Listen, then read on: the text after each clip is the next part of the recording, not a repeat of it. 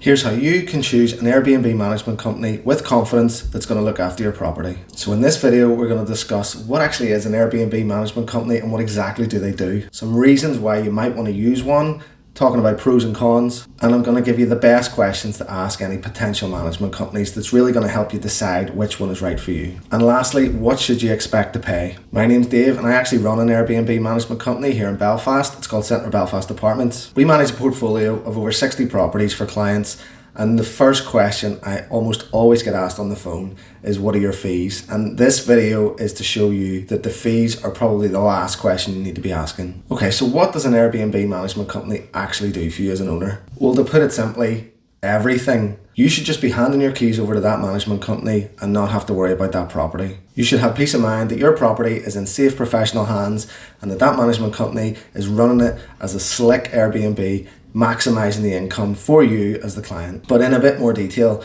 they should be doing listing setup, they should be collecting bookings, dealing with guests, all the communication, arranging cleaners, linen, maintenance issues.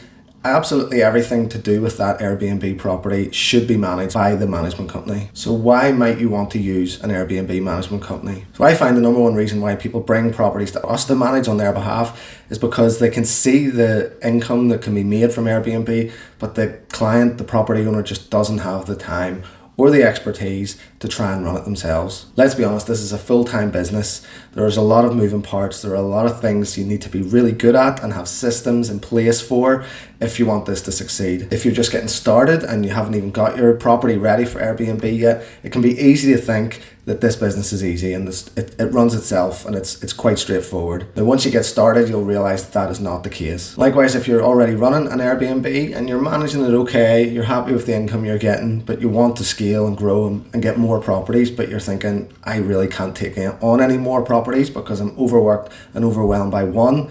An Airbnb management company is a great way to scale because you effectively give away all the work for a little bit of money, but it means you can just keep scaling and firing in more properties. In my opinion, the biggest pros for using an Airbnb management company is it's peace of mind. You know that there's an expert, fully dedicated business that's set up to run your property effectively. They're the ones answering the phone calls. They're the ones dealing with all the maintenance issues. They're the ones with all the stress of trying to fill the property with guests. Your property's getting access into a much bigger brand, a much bigger pool, a beast of a company that knows what they're doing and will be drawing in and pulling in bookings from all over the place to which your property is going to benefit from. There is definite strength in numbers there. It frees you up completely in terms of time to have this property earning money while you're anywhere in the world. You don't need to be geographically tied to the property. So what are some of the downsides of using an Airbnb management company? Well, the biggest one is definitely going to be that it's going to be run as a business. So if you've been managing your property yourself and you're putting all that love and all that care and all that attention into it, whenever you hand it over to a management company, it will be run as a business. A little of that love, a little of that care will drop off and the guests might not get that same 100% dedication that you as a sole property Airbnb manager would provide. The other downside of using an Airbnb management company is that you're putting all your eggs in one basket. You're really putting a lot of trust in this company to look after your property that you potentially own and have paid a lot of money for in a renovation, and you're trusting them that they're going to look after it and it's not going to get wrecked or damaged. And that's why it's so important that you do your due diligence before you select one and that you make sure you're making the right decision. And ultimately that's what I hope this video helps you do. So what questions can you ask any potential management company to give you more clarity about whether you want to work with them and trust them with your property? And please do not let the first question be, how much does it cost? So the first thing I would ask is, how many properties do you currently manage? Do you manage any properties that are like mine? And how well do they perform? Now this is an important question to ask because if this management company is just starting out, the chances are they aren't going to have that much experience in the industry. So are they going to be a good fit for you? Are you going to be able to trust them? Now if they're a bigger portfolio, if they're massive, you might be thinking, is my property going to get lost and forgotten in this portfolio?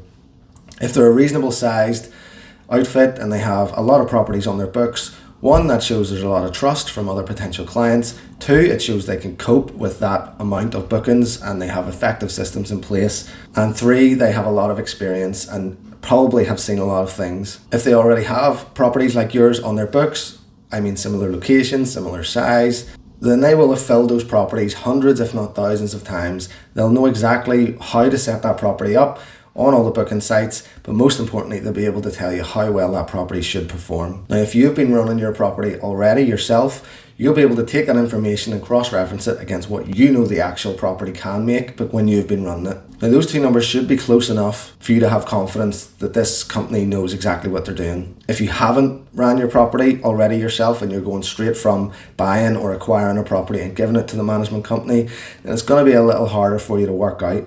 But if they tell you that they have 10 or 20 apartments or houses just like the one you have, and they all make around X amount, then you have at least a bit of reassurance that you know that's an accurate figure.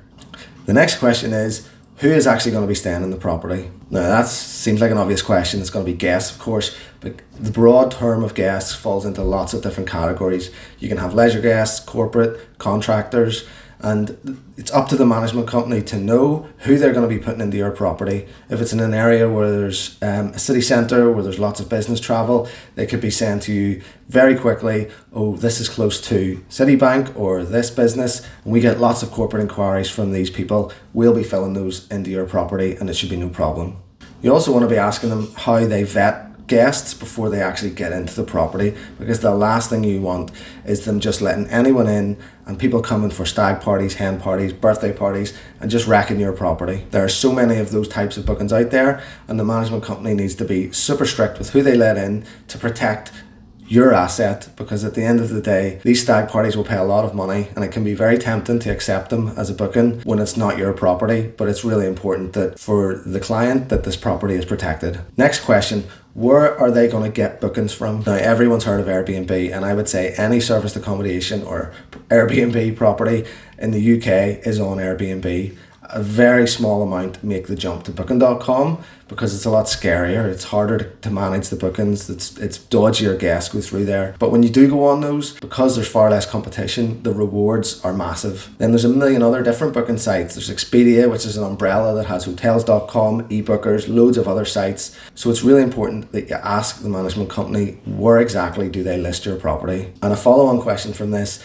is, do they have their own website where they can take direct bookings for your property? Big booking sites, they charge 15% commission plus, and if they can get direct bookings in your property for you, then you're going to save on that commission. The next question is, how do they adjust rates?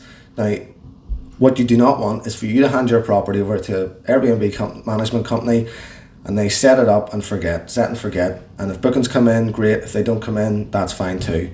You need to be confident that what you're paying for in your commission to them is that there's systems in place that is going to maximize the occupancy and the nightly rates in your property. So you want to see prices going up in periods of high demand and down in periods of low demand. You want discounts for longer stays to be enacted.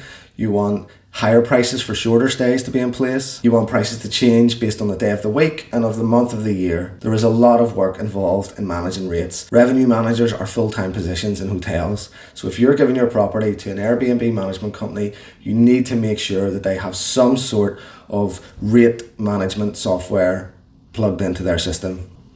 The next question is, what sort of actual team is going to be managing the property? Do they use a cleaning agency or do they have cleaners in-house? Do they outsource all the admin to VAs in the Philippines or do they have a local team on the ground? Are they managed by a head office in another country or is it a local business that knows your area inside out? And these are all important questions to ask because each answer to that illuminates it a bit more about whether this business is set up to work for the client or to work for the company itself. The next thing to think about is what this company's brand or online presence is like. Do they have a presence in the industry? Do you see them posting things on social media? Are they well thought of in property circles? Have they won any awards? Look at their Facebook page, look at their Instagram, see the sorts of brand values that this company has, and do they align with yours? Would you be happy for your property to be shared on these channels? And do you think when potential guests or followers of their social media see their Instagram reels, for example, are they going to want to book and stay in your property? Following on from that, you can look them up on booking.com and Airbnb and look at the other listings that they already have live for the other properties they manage. How do those properties look?